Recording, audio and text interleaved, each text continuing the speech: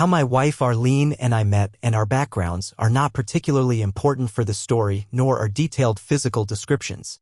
Probably all of the background necessary to get a good idea of the relevant information can be summarized in a few paragraphs.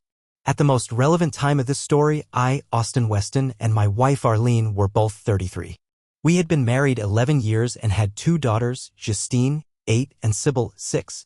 Arlene and I are both slightly better looking, taller, smarter, and fitter than average, but no geniuses, actors, or models. Our libidos are also slightly higher than normal, and we have enjoyed a very good sex life, even though not earth-shattering. Arlene was a corporate attorney specializing in negotiating contracts, although also knowledgeable about trusts, wills, and estates. I was and still am the vice president in charge of purchasing, including IT equipment, for a small public company. My sister, Jen, her husband, Bill, and their twin daughters, Kate and Beth, 7, live about 4 miles away by roads 1 mile as the crow flies because there is a large park and forest preserve that you have to go around to get there. Our kids and their cousins are best of friends and attend the same school. Although I didn't really know Bill before he started dating Jen and married her 6 months later, he has become my best friend. One idiosyncrasy that Arlene exhibited was her approach to finances and saving money. She insisted on investing in jewelry and art. Gold and platinum jewelry and artwork are investments that you can enjoy while they appreciate, was her common refrain. While I put a little away in the stock market, most of our savings were invested in jewelry for both her and me, and artwork in the form of paintings and a few sculptures. We also encouraged relatives to give our kids gifts of jewelry and art, and we gave them that type of gift as their big present on birthdays and Christmas, of course also with toys, games, books, and/or clothing. Because of the significant value of our jewelry and art holdings, we had a sophisticated security system that included electrically powered sensors for each of our approximately 12 most valuable paintings and 2 most valuable sculptures. We also had a safe in the floor of the bedroom, and each of us had a locked desk. Arlene had the only key to her desk, I had the only key to mine, and Arlene had a key to the safe with the only other one in our bank safety deposit box. To ensure that power to our sensors and security system never went down, we had a backup generator and a battery backup, double redundancy. Bill has sort of taken a page from our book but in a slightly different direction. He had high-resolution cameras covering the only 3 entrances to his house and a security system, though it was less sophisticated than ours. Another idiosyncrasy that Arlene had, probably because of her semi-specialty in wills, trusts, and estates, was specifically adding expensive jewelry and artwork to our will shortly after we purchased a piece. All male jewelry gets added to my will, with the beneficiary alternating between our daughters Justine and Sybil should Arlene predecease me, and vice versa with Arlene for female jewelry. For pieces of artwork, we alternated between Arlene and me, who bequeathed them in our wills, again alternating between Justine and Sybil. This had the effect of designating some of our assets as mine and some as hers, since you can't bequeath something you don't own outright. Life was going along swimmingly as far as I was concerned until one Thursday night. When I got home from work, Arlene was there, but the kids weren't. We were having a candlelight dinner, and Arlene had a skimpy outfit on and gave me a passionate kiss when I came through the door. "Where are Justine and Sybil?" I innocently asked. "Jen and Bill were nice enough to take them tonight and to school tomorrow." You should have seen how excited they were when I told them they were having a sleepover at Kate and Beth's house, Arlene replied with a diabolical smile. "Whatever will we do without them?" I said playfully, pulling Arlene close to me and giving her a passionate kiss. "We'll think of something," she replied, squeezing my hand. After a tasty, flirtatious, and light dinner, we put on some CDs and danced. We mostly practiced the steps of the slow dance we were learning in a weekend dance class in our house with our shoes off for a good hour. Once Arlene started rubbing me on the dance floor, that was the end of that. I carried her upstairs, she stripped me seductively, I stripped her unceremoniously, and we fell into bed. When we were finally done, Arlene rolled off of me and started planting kisses all over my face and neck. "Did you like?" she rhetorically asked. "Does the Pope poop in the woods?" I replied, out of it enough to mix my metaphors and getting a chuckle from the sex goddess who had taken over my wife's body. We soon fell asleep, but Arlene was not done. She woke me in the middle of the night, and soon I was on her again. You're probably wondering why, just before I described the best sexual encounter in my experience, I said, life was going along swimmingly as far as I was concerned until one Thursday night. That's because I knew Arlene and thought, what does this mean? More over-the-top sex in the future? Or does she want something? It was with the latter thought that I fell asleep for the second time. The next morning, Friday, Arlene was all lovey-dovey and I allowed myself to believe that the only thing the fantastic sex we had meant was that our sex life had turned a corner from very good to excellent and more phenomenal sex was in store. My happy-go-lucky attitude and big grin, both mentioned by a number of my colleagues at work on Friday, changed in the early afternoon when the phone rang. "Austin, it's Arlene," my secretary said over the intercom. "Hi, sex goddess," I opened the conversation. "Hi, yourself, Eros," Arlene laughed.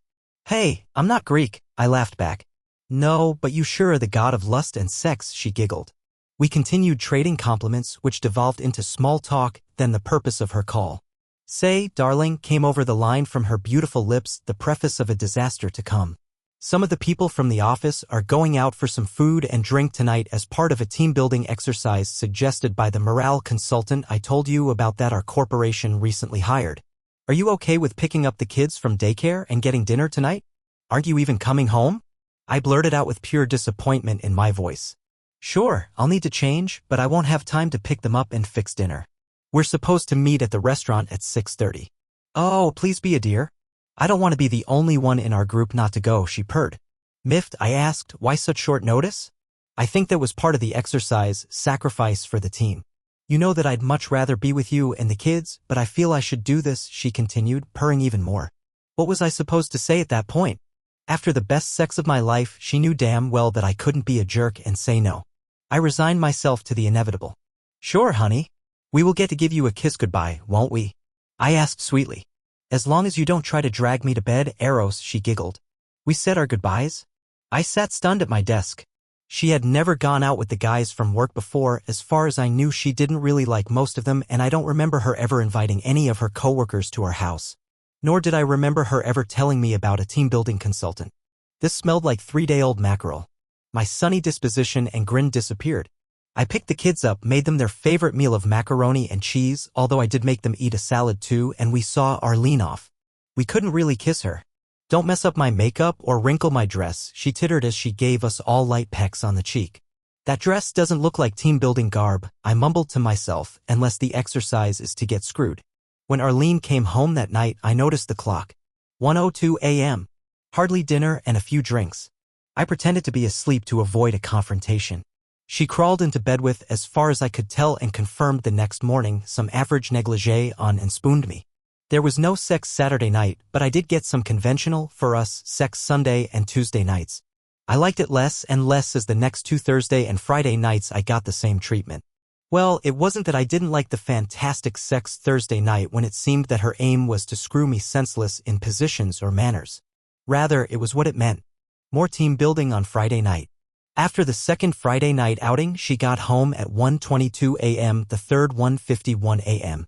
The fourth Friday night, I had had it. Despite the fact that she possibly outdid herself Thursday night as far as giving me physical, though not emotional, pleasure, was concerned by riding me reverse cowgirl while massaging me. Then she gave me the best oral pleasure of my life in the middle of the night. As Arlene was getting dressed Friday into a slinky outfit I had never seen before, I was direct. "Arlene, I really don't like this going out on Friday night," I said.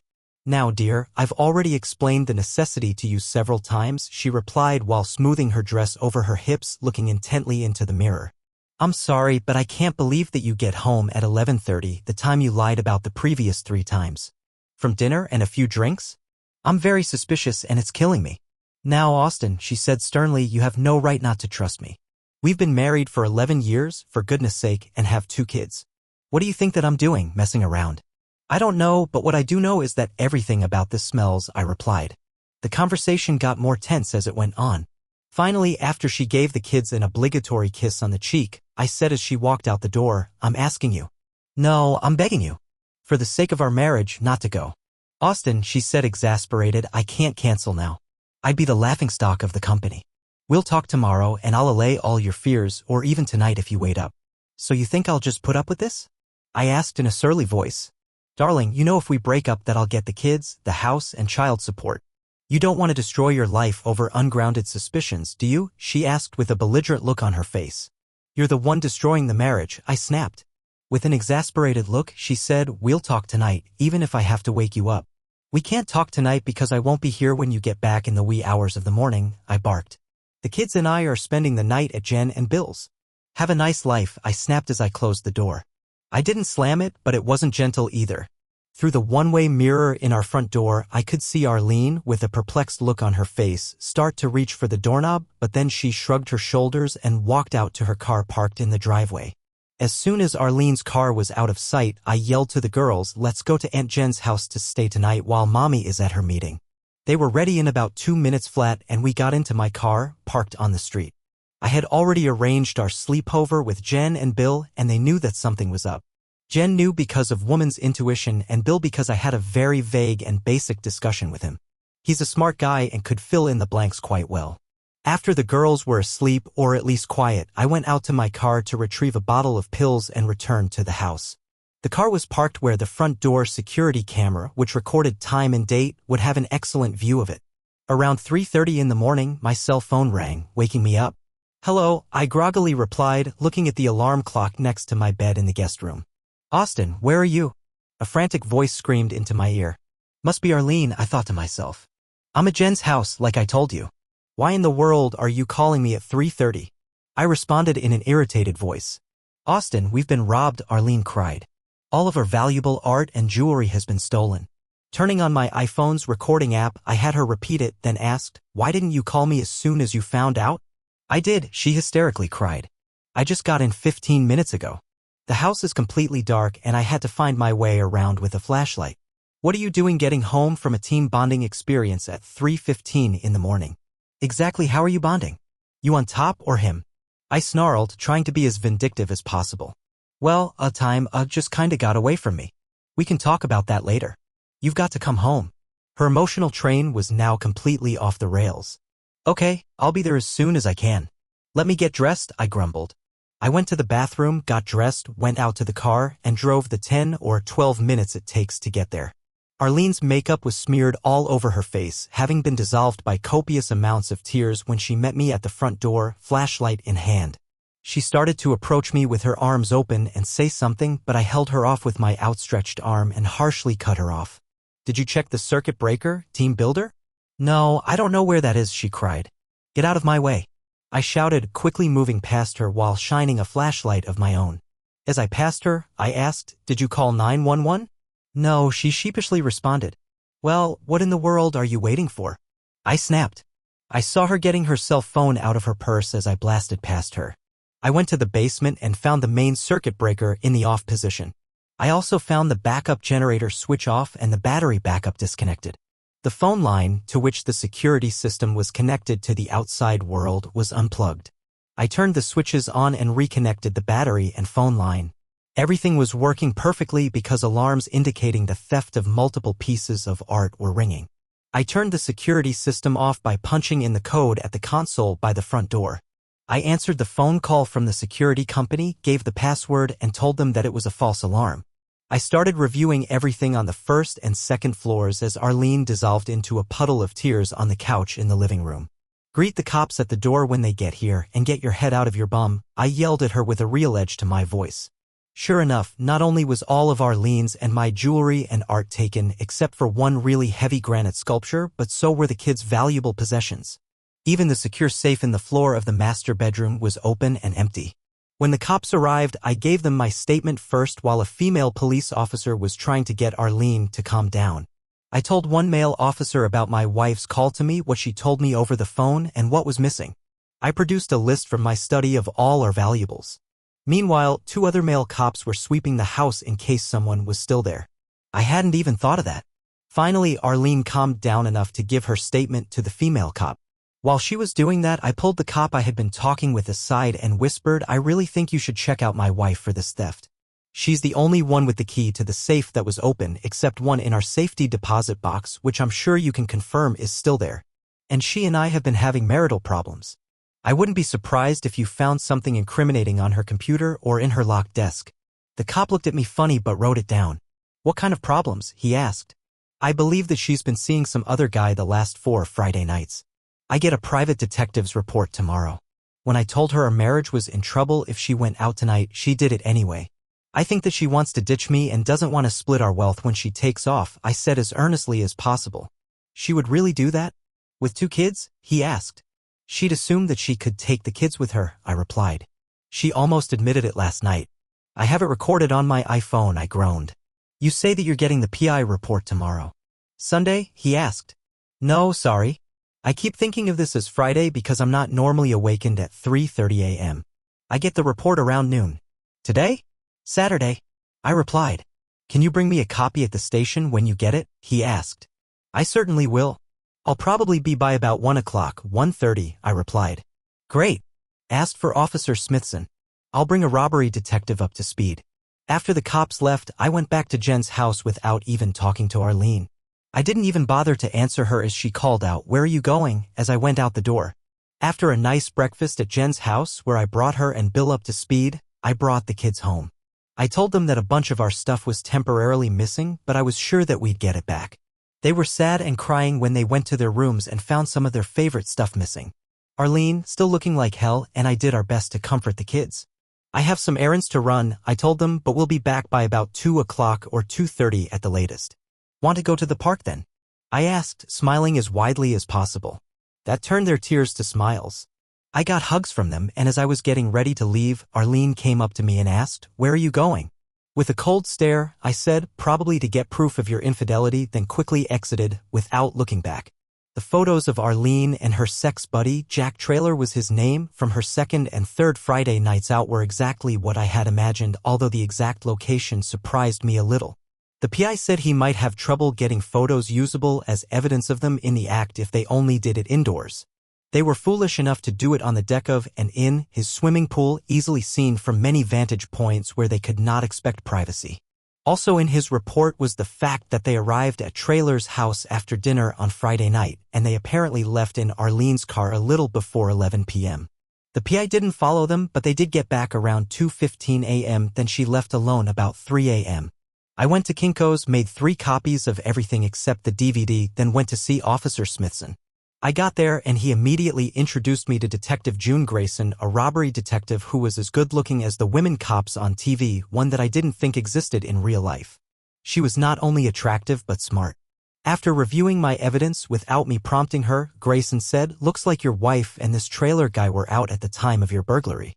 Your security system computer indicated that all systems were turned off at 11:05 p.m. Just to cover all my bases, where were you then?" "I was at my sister's house," I nonchalantly replied. "Can anyone there vouch for that?" she asked. "I don't think so," I responded. "I think that they were all asleep. But you can ask them." Then I got a eureka look on my face and said, "Wait, I think that Bill, my brother-in-law, has security cameras, and at some point I went in my car to get some pills I had forgotten. Maybe that will give you a timeline." "Can we get the tape from your brother-in-law?" Grayson inquired. I laughed. "I think the Bill is high-tech. I'll bet it's a DVD," I said as I pulled out my cell phone and dialed Jen's house. Bill answered. "Say, Bill, do you have security camera tapes from your house for last night?" I laughed again at his response. "Is it possible for you to bring the DVD, sorry to insult you by asking for a tape, to Detective Grayson at the local precinct? I'll let her tell you why when you drop it off. I've got to take the kids to the park." "Thanks." I smiled at Grayson and Smithson. Just as I thought. He's high-tech and has a DVD. He said that he'd bring it right over. "Unless you have something else real important to ask, I've got to go take the kids to the park." "Thanks, Mr. Weston," Grayson said with a smile, standing up to shake my hand. "We'll let you know in the next few days if we need anything else." "I'll be around," I said, smiling back and shaking her and Smithson's hands. "I know you know what you're doing, but as I told Officer Smithson last night, you need access to Arlene's computer and desk drawers. I'd love it if you got a warrant for those and my computer and desk too to cover your bases." Grayson just grinned. I dropped the original of my evidence, including the only copy of the DVD of Arlene and Traylor, at my lawyer's office. He always works on Saturday. I just told him to put it in his safe for now. I brought the other 2 copies home and put one in my desk and left the other one without the report of Friday night on the coffee table in the living room. I took the kids to the park and Arlene insisted on going with us. She tried to talk to me when the kids were playing, but every time she did, I simply ignored her and went over to the kids, pushing them on the swing, starting playing tag with them, or doing something similar. I made dinner that night and asked the kids to help so that I didn't have to be alone with Arlene. After dinner, I played games with them, read them bedtime stories, and finally had to leave them. When I went downstairs, Arlene had the envelope I left on the coffee table in her hands. She was white as a ghost. "Austin, we really need to talk," she said, her voice crackling. Why? I asked with a dramatic, confused look. Will talking make you unscrew trailer? I grabbed my car keys and left as she yelled, you know that this is a no-fault state and I'll get the kids if you divorce me. We can work this out. My only response was to flip her the bird. When I got back 4 hours later, I went straight to the guest room, propped a chair against the doorknob, and went to sleep. Sunday was probably the most uncomfortable day of my life. It's really hard to ignore someone in the same room with you for several hours, but unless the kids were there, I never responded to anything she had to say. Sunday night, after the kids were in bed, I was watching TV when she came up to me with an insurance claim form. I need you to sign this so that I can fax it to the insurance company to get reimbursement for our stolen property. I looked at it, got a pen and paper, wrote down the fax number and department of the insurance company, then said the only words without the kids present I spoke to her all day. I'm not signing it, and if you forge my signature, I'll have you arrested for fraud. As Arlene screamed at me, I continued watching TV. When her noise was too loud, I got out the headphones, plugged them into the TV, and ignored her. She eventually left, crying.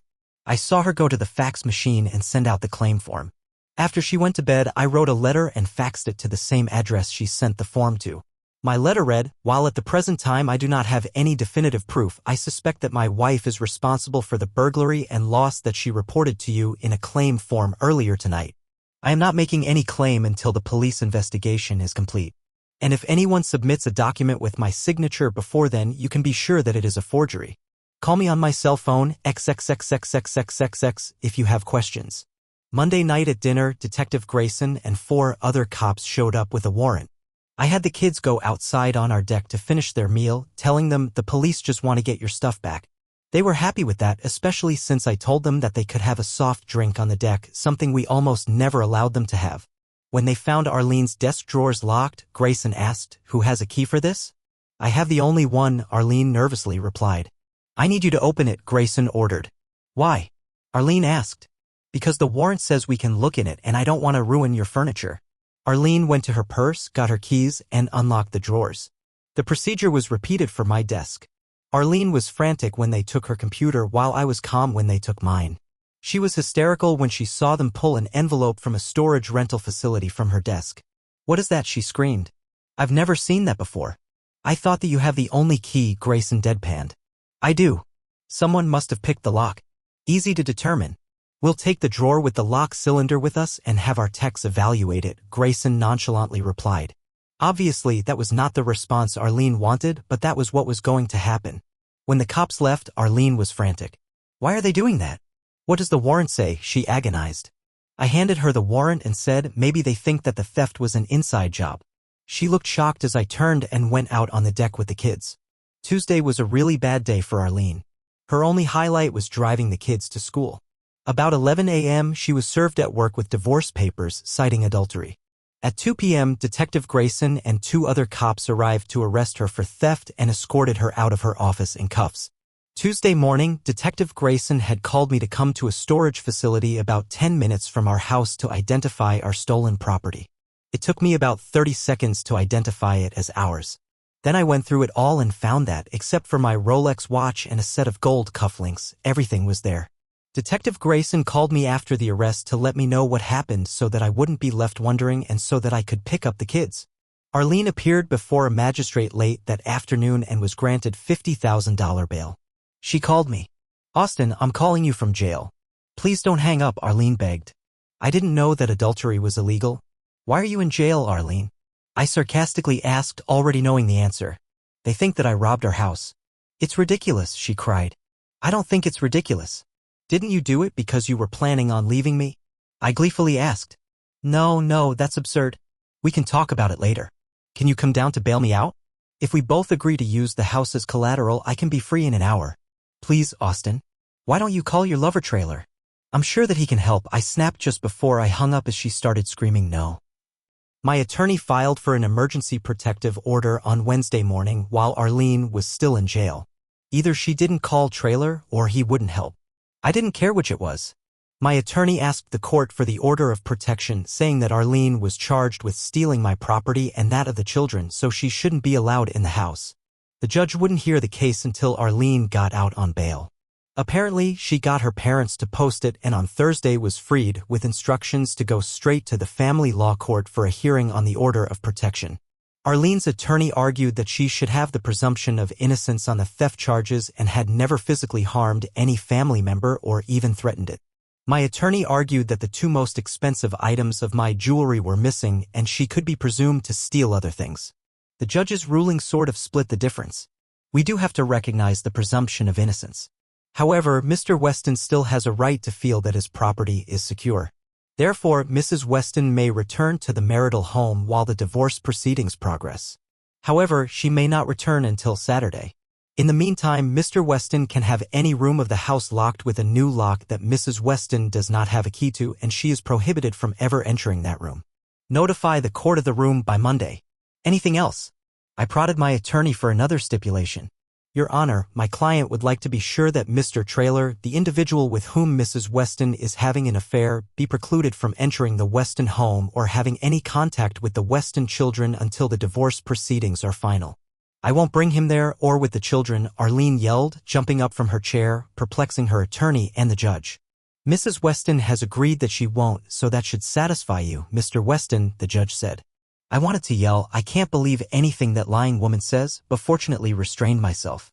I had Lowe's put in a new door to the master bedroom and reinforced the surrounding frame. I also had a sophisticated lock installed in it, one that was almost impossible to pick. I moved all of Arlene's clothes to the guest room. Arlene did come home Saturday morning. The kids were glad to see her. I basically ignored her except for interacting when necessary for the care of the children and so as to upset the children the least possible. Arlene wanted to talk. I told her Sunday night after the kids go to bed. We talked in the den with the door closed, so if there were raised voices, it wouldn't wake the kids. After sitting in silence for a couple of awkward minutes, I said, Arlene, you're the one who wanted to talk. Talk. Austin, I can't help but think that you're behind this theft, she started out before I cut her off. Whoa. The first words I wanted out of your mouth were, I'm so sorry for cheating on you, Austin, and for hurting you so badly and destroying our marriage. I guess you don't feel that though, do you? I said sarcastically. Austin, once you calm down, we can talk about rekindling our love and dismiss this talk of divorce. But first, I have to get out of my legal problem. Arlene, let me make this so clear that even someone as egotistical and self-centered as you can understand. There is no talk of divorce. I'm divorcing you, plain and simple. We're done, I said as forcefully as possible. But Austin, she started to plead. I again shut her down. The only way that this talk will be productive is if you listen to and accept my proposal, I said even more forcefully. Are you ready to listen? She nodded her head. I will change the grounds of divorce to irreconcilable differences.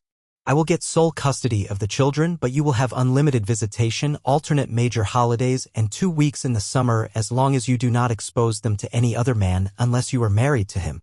Our assets will be split 50-50. You will pay child support for one child and you will pay 1/2 toward the mortgage on the house. Once Sybil reaches 19, we will sell the house and split the proceeds. There will be no alimony either way, I said, boring a hole through her head with my stare. But, she started again and I again cut her off. I'm not finished. If you agree to this, I'll go to the DA and beg her to plead you down to a misdemeanor with no jail time. If you plead, no contest. That way you'll be able to keep your law license and your job. Deal? I concluded. But I didn't do anything, she said, crying and wringing her hands. I know you orchestrated this whole thing to get back at me. I don't want a divorce, but if there is to be one, there's no way in the world that I'll agree to you having sole custody, she wailed through her tears. So you won't take responsibility for anything? Breaking up the marriage or the theft, huh? I said, raising my voice as I stood up. And you're not even the least bit remorseful, are you? Like I should be happy to be your backup plan? God, how could I ever have married you in the first place? I moaned. As she buried her face in her hands, I said, take this deal, Arlene. If you don't, you'll be ruined. As I walked out the door, she yelled, but if you just listen to me, I'd explain everything. You have to listen. At least that's what I think, she said. But before she'd finished, I'd closed the den door and can't be sure. 2 days later, when I arrived home, the kids weren't there. But sitting in my family room were Arlene and Jack Traylor. What in the world is he doing here? I screamed at Arlene. You told the court you wouldn't bring him here. Austin, you have to listen to what the two of us have to say. After you listen, he'll leave and never see you again, she whined. Get out, Traylor. I bellowed. He stood up with a hybrid nasty and pleading look. He was about 3 inches taller and 30 pounds heavier than I was, but the old saying about it's the size of the fight in the dog, not the size of the dog in the fight, is something I believe in. I had never backed down from a confrontation in my life, even though it got me my butt kicked several times, and this was not going to be the first. Trailer was trying to say something to me as he slowly approached, but I didn't hear what it was because I kept repeating, at the top of my lungs, "Get out." After yelling my refrain a good 24 times, it was clear that he was not going to comply, so I walked toward the phone and picked up the receiver to call 911. He pulled the phone cord out of the wall and in an irritated voice said, "Will you just listen, darn it?" I pulled out my cell phone and started dialing 911. He grabbed it out of my hand and threw it down on the floor, breaking it as he said, "It will only take 2 minutes and we'll give you your life back." I turned to go out the garage door, through the kitchen. He grabbed my suit jacket, but I squirmed out of it and bolted for the garage. Apparently, he didn't see me pick up the meat tenderizing mallet from the kitchen counter. As I turned left and exited the kitchen to a small breezeway to the garage, I came to an abrupt halt and turned around. As soon as he made the same left turn into the breezeway, I hit him in the forehead with the mallet, sending him reeling backward against the kitchen sink. As he was screaming and holding his hands up to his head in an attempt to stop the bleeding, I kicked him once in the groin with everything I had. By now, Arlene was in the kitchen sobbing. I saw her purse on the kitchen table, pulled her cell phone out of it, and dialed 911. My emergency is that an uninvited interloper attacked me in my own home and I hit him in the forehead with a mallet. He needs an ambulance and I need the police to arrest him. I opened the front door and calmly sat at the kitchen table as Arlene attended to Trailer. The paramedics impressed me. They were there in less than 5 minutes.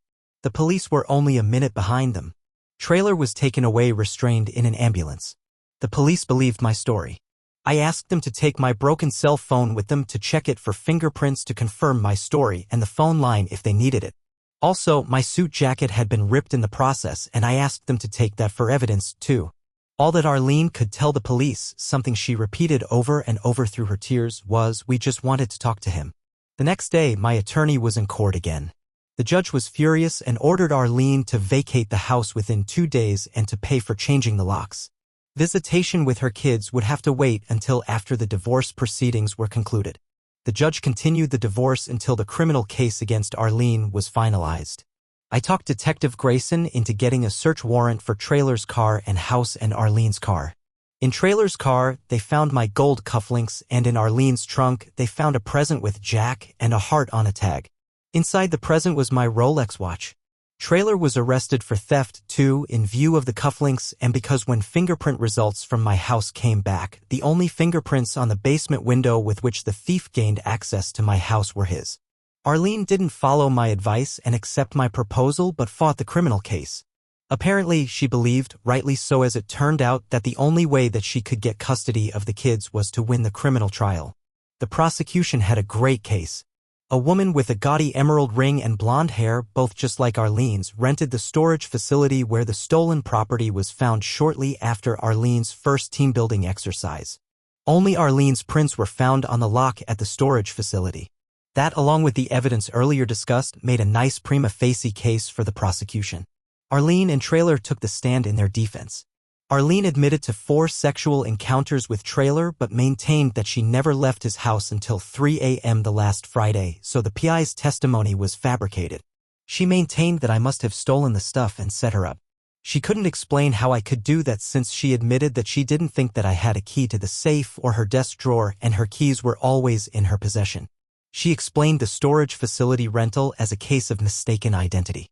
She said her fingerprints were planted on the lock. Both Trailer and Arlene came off as belligerent and unconcerned about the effect of her cheating on her family. I was grilled by defense counsel for 3 hours. The prosecutor and Detective Grayson said that I did very well. They said that I came out as strong but cooperative and very credible. After my cross-examination, the prosecution put on Detective Grayson to explain that there was no way that I could have committed the theft. She said the DVD at Jen and Bill's house showed me entering there at 11:02 p.m., not leaving, and my car not leaving yet. The break-in occurred as indicated by the alarm system being deactivated at 11:05. In a dozen tests, the fastest that any patrolman had been able to get to my house from Jen and Bill's at that time of night was 9 minutes and 32 seconds. Detective Grayson also testified that I did not have a key to the safe. The only 2 were the one Arlene had in her purse and the one in the safe deposit box. She testified that I had not even visited the safe deposit box for more than 3 months before the first team-building session. An expert confirmed that Bill's DVD was recording the time accurately, as was my alarm system. Once the case went to the jury, Arlene and Traylor sensed that things were not going to go their way and tried to make a deal with the prosecutor for misdemeanors, just what I suggested to Arlene. Arlene even agreed to give me sole custody of the kids. The prosecutor asked for my opinion. I told her, "You're in charge," but after she put us through the expense and trouble of a trial, if it were up to me, I'd let the jury decide. That's what she did. The jury came back with a verdict in less than 2 hours. They were found guilty on all counts, including theft and insurance fraud for Arlene and theft and assault for Traylor. Arlene was sentenced to 3 years in jail and probation for 5 years, and the Bar Association started disbarment proceedings against her since she had been convicted of a felony. Since Traylor had 2 misdemeanor convictions in his background and since the assault against me was a special circumstance because it was in my home, he got 4 years in jail and probation for 5 years and was ordered to pay restitution for my cell phone and suit jacket. After the criminal trial, the divorce was a slam dunk. All of Arlene's pleas, through her attorney since she was in jail, fell on deaf ears. The marriage was dissolved based on adultery. I got full custody of the kids, paid up child support for 3 years and more when Arlene got out of prison, and the house. The rest of our assets, before Arlene's criminal defense costs, were split 50-50. She was ordered to pay my attorney's fees. As my brother-in-law and best friend, Bill, and I walked out of the courtroom, he had a big smile on his face. "What's with the grin?" I asked. "How did you do it, Austin?" "You can tell me now," he expectantly replied. "Do what?" I laughed. "What I wouldn't tell Bill but will tell you is that of course I set up the entire theft thing. I was very suspicious of the team-building lie the first time I heard it. I confirmed that it was a lie by having a coworker call HR at Arlene's office. If HR never heard of it, I concluded that it was bogus. The first Friday night of the team building, I had already hired a local high school senior as a babysitter. She came over as soon as Arlene left. I paid her $50 for sitting and $100 to never tell anyone that she did sit that night. Arlene's cell phone gives out a signal that an app on my smartphone picks up, and I made sure that it was working before she left that Friday night. As soon as the sitter arrived, I tracked Arlene down using that app. I found her and a guy I had never seen at a restaurant that I had never even heard of. I went in with a disguise on, cornered a busboy, and gave him $100 to bring me a glass that Arlene's date had handled and drank from. I waited until Arlene and her date exited the restaurant. I saw them kiss before she got in his car. Still in the disguise, I walked in back of the car and photographed the license plate with my cell phone. By Monday afternoon, I knew that Arlene's date was Jack Traylor and where he lived. I hired a private eye to follow Arlene the second and third Fridays, and it is then that he got the photos of them together by his pool. I told the PI that I did not want his report so I could claim that I had no actual proof until then, until the day after her 4th Friday team-building session. I had a plan in place, including how to get custody of the kids if we divorced by Sunday night. The first Monday, before I left for work, I removed Arlene's distinctive emerald ring from her jewelry box. She never wore it to work but did whenever she went out. I paid an actress who was the same size as Arlene and who wore a wig with the same color and style of hair as Arlene and sported her emerald ring on her finger to rent a storage facility cube in Arlene's name, paying 3 months cash in advance. By Tuesday, I had purchased some key impressioning clay. While Arlene was sleeping that night, I snuck her keys out of her purse and got impressions of her house safe and house desk keys. The next day, I got home from work early and using alloy slug, a cheap metal that melts and then solidifies quickly, made copies of those keys. Wearing gloves, I laid out a new padlock that night and asked Arlene if she had ever seen it or the key for it. She picked them both up, looked at them, and said, "No, I don't think so." "Why?" "If you don't have another use for it, I want to use it to lock my toolbox, okay?" I replied. "Sure," she responded and walked away. I put the lock in a plastic bag, hoping that her fingerprints would remain on it and the key. 2 days before the theft, with reflectors, I marked obstacles in a path through the woods between my house and Jen's. The day before the theft, I opened up her desk drawer and put the storage facility envelope with the code for getting into the facility front door and the key with her fingerprints on it. I had another made for me at a hardware store. I had the same actress who rented the facility for me rent a van with a motorcycle rack on the back and had her boyfriend rent me a dirt bike. I parked the dirt bike in a clump of trees behind Jen and Bill's house. I also got the password for Arlene's laptop from the list of passwords in her locked desk, set up a new email account, and left a draft email in the account allegedly for Jack Traylor. The email said that she couldn't wait to get together with him, and if their plan worked, they would be able to live off of my stolen property while she got a divorce. I paid the actress and her boyfriend to be on call the fourth Friday night of the team-building sessions to walk from the side of Trailer's house and, using the extra key for Arlene's car, drive it away.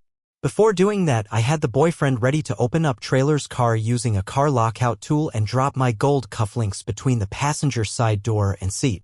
I had also placed a wrapped box with Jack on the tag and my Rolex watch inside in the trunk of Arlene's car. Earlier that day, I had parked the rented van in my garage and disabled the automatic garage door opener. 2 days earlier, I had placed Trailer's fingerprints from the glass at the restaurant onto the basement window that would allow access. I found that to be much simpler than I imagined it would be. Instructions on the internet obtained via a library computer, not mine, cocoa powder, a shallow bowl, and a small paintbrush were all that I needed, plus a little patience. I apparently did a good enough job to fool the cops. Up until my talk with Arlene, begging her not to go out the fourth Friday, I had not decided to actually pull everything off. I honestly believed that if she had stayed home that night and pulled the plug on her relationship with Trailer, we had at least a 50-50 chance of making it, although I would have gotten revenge on him somehow. When she not only went but gave me the comment about her getting the kids if I tried to divorce her, my love for her instantly evaporated and I set the plan in motion. The only assistance that Bill provided, unknowingly, was to, a few weeks before the theft, answer my questions about the only part of his house that the cameras did not pick up, namely, a particular basement window that had fake metal bars on it.